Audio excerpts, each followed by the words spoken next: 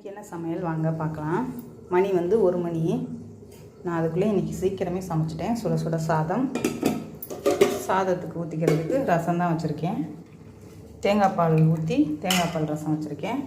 இது கூட சிறுபருப்பும் கீரையும் போட்டு, சிறுபருப்பு கம்மியாக போட்டு கீரையை நிறையா போட்டு வச்சுருக்கேன். இது சாப்பிட்றதுக்கு ரசத்துக்கு சூப்பராக இருக்கும் சாப்பிட்றதுக்கு. இது கூட வாழைக்காய் பொரியல் தாங்க பண்ணியிருக்கேன். இன்னொரு ஸ்பெஷல் ஐட்டம் இருக்குது, அது வாங்க என்னென்னு பார்க்கலாம். இங்கே பாருங்கள், மீன் குழம்பு தாங்க எவ்வளோ சூப்பராக இருக்குங்க. இன்றைக்கி நான் வந்து ஆற்று மீன் வாங்கி குழம்பு வச்சுருக்கேன். கம்மியாக வந்து ஒரு 50 ரூபாய்க்கு தான் வாங்கினேன் மீன்.